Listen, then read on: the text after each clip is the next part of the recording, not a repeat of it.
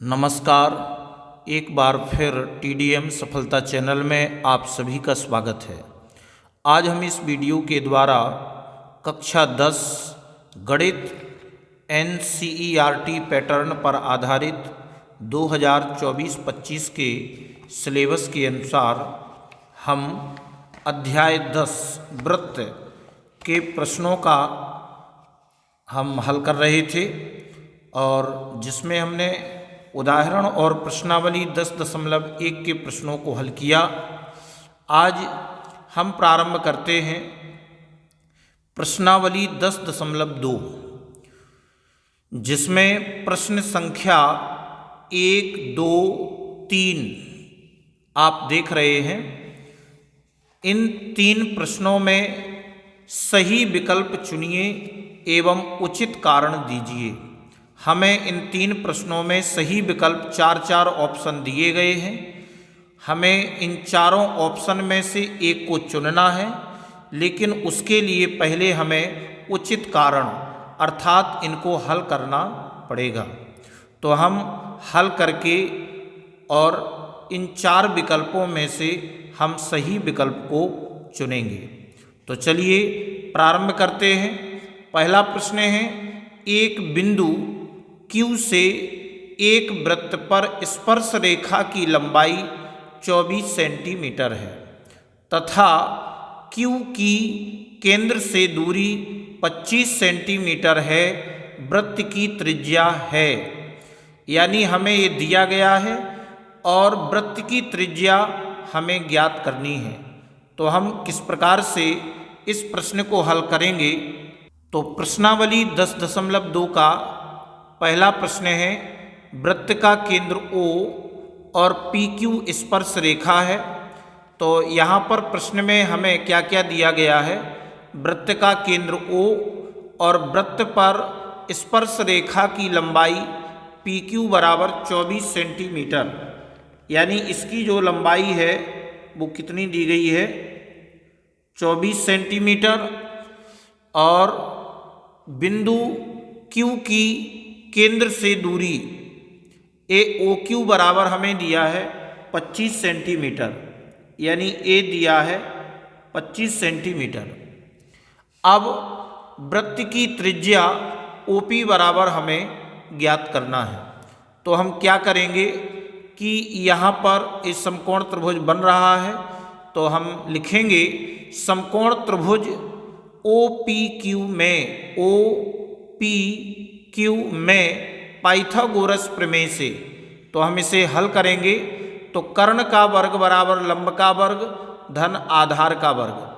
तो कर्ण है आपका OQ, तो OQ का वर्ग बराबर लंब है OP का वर्ग प्लस आधार है PQ का वर्ग। अब आगे हमने मान रख दिया, कर्ण OQ का मान 25 का वर्ग बराबर OP का मान हमें ज्ञात करना है प्लस PQ आधार दिया है 24, तो 24 का वर्ग। अब 25 का वर्ग किया तो 625 बराबर OP का वर्ग हमें ज्ञात करना है प्लस 24 का वर्ग 576। अब हमने 576 का पक्षांतर किया तो इधर माइनस में आ गया बराबर OP का वर्ग। तो 625 में से 576 माइनस किए तो 49 आ गया बराबर OP का वर्ग। अब आगे OP का मान निकालेंगे तो इसमें अंडर रूट लग जाएगा, अंडर रूट 49। तो OP बराबर आएगा प्लस माइनस 7, क्योंकि माइनस तो भुजा हो नहीं सकती, इसलिए OP बराबर 7 सेंटीमीटर। तो हम बता देंगे कि अतः वृत्त की त्रिज्या 7 सेंटीमीटर है, तब विकल्प A सही है। तो इस प्रश्न में जो हमें विकल्प दिया गया था कि कौन सा विकल्प सही है, तो इसमें ये हो जाएगा आपका A बराबर 7 सेंटीमीटर विकल्प सही है। तो इस प्रकार से आप इस पहले प्रश्न को हल कर लेंगे। अब अगर कम नंबर में आता है तो इसको लिखने की आवश्यकता नहीं है, आप केवल यहाँ समकोण त्रिभुज से आप नीचे हल कर लेंगे। और अगर बड़े नंबर में आता है तो जो प्रश्न में दिया जाता है वो हम इसमें लिख लेते हैं। प्रश्न दूसरा देखते हैं। आकृति 10.11 में यदि टीपी और टीक्यू केंद्र O वाले किसी वृत्त पर दो स्पर्श रेखाएं इस प्रकार हैं कि कोण POQ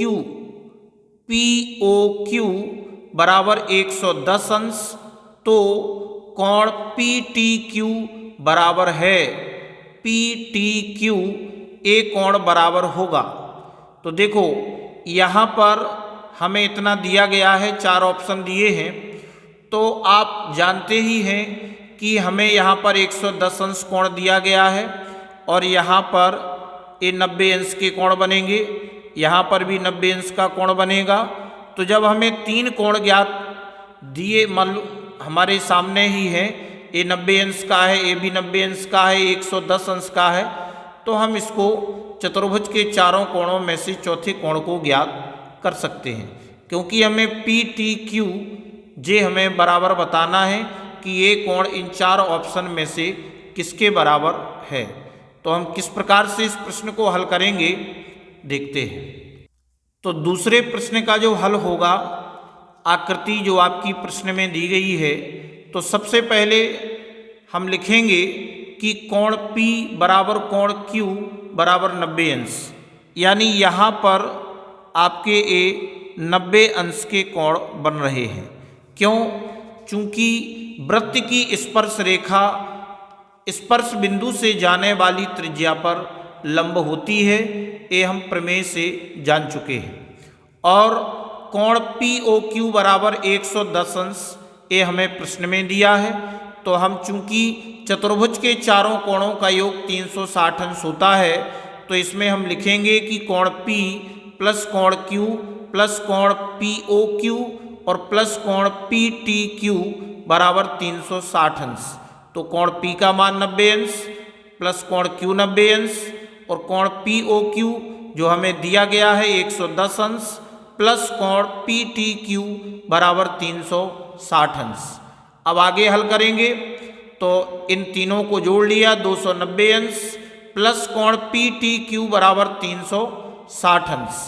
तो कोण PTQ बराबर 360 अंश में से हम माइनस कर देंगे 290 अंश, तो कोण PTQ 70 अंश आ गया।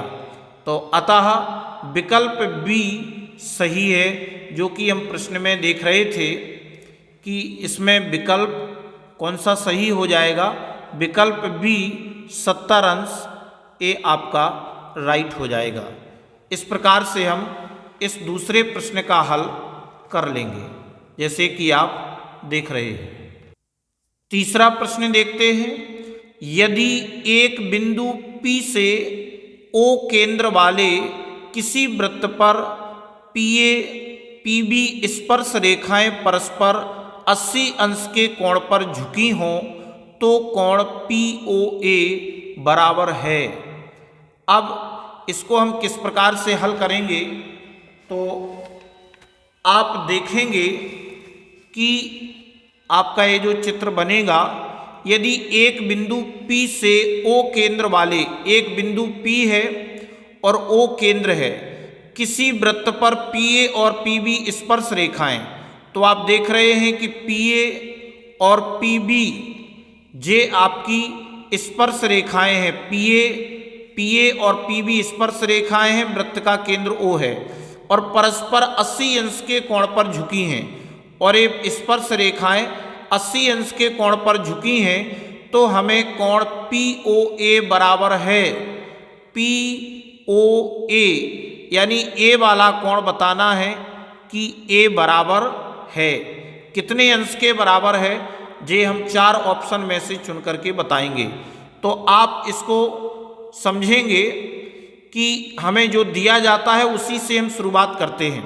तो सबसे पहले तो हम ये जानते हैं कि यहाँ पर ये 90 अंश के कोण बन रहे हैं। अब देखो यहाँ पर ये 2 कोण 90 अंश के हो गए, जे आपका 80 अंश का हो गया। तो हम इस पूरे को पहले हम ज्ञात कर लेंगे। बिंदु O पर जो कोण बनेगा, तो हम लिखेंगे कि चतुर्भुज PAOB में कोण A प्लस कोण B प्लस कोण P प्लस कोण AOB यानी ये पूरा कोण बराबर 360 अंश, तो 90 अंश प्लस 90 अंश प्लस 80 अंश प्लस कोण AOB बराबर 360 अंश। तो अब इन तीनों को जोड़ दिया तो 260 अंश प्लस कोण AOB बराबर 360 अंश, तो कोण AOB बराबर 360 अंश माइनस 260 अंश, तो कोण AOB बराबर आ गया 100 अंश। यानी कि ये टोटल आ गया आपका 100 अंश, लेकिन ये आधा है तो हम स्पष्टतः बता देंगे। तो हम इसमें लिखेंगे कि किस प्रकार से बताएंगे इसको। अब समकोण त्रिभुज OAP में OAP और त्रिभुज OBP में अब हम क्या करेंगे कि इन दोनों त्रिभुजों को हम सर्वांग सम बताएंगे। तो सर्वांग सम होने से उनके संगत अवयव कैसे होंगे, बराबर होंगे, तो हम इस कोण का मान बता देंगे। तो अब इन दोनों त्रिभुजों में हम जानते हैं कि OP बराबर OP यानी इस त्रिभुज में और इस त्रिभुज में A वाली भुजा उभयनिष्ठ है चूंकि दोनों त्रिभुजों में है, और OA बराबर OB, OA बराबर OB ये एक ही वृत्त की त्रिज्याएं हैं, और कोण OAP बराबर कोण OBP, OAP और OBP यानी कि ये दोनों प्रत्येक कोण आपका 90 अंश है।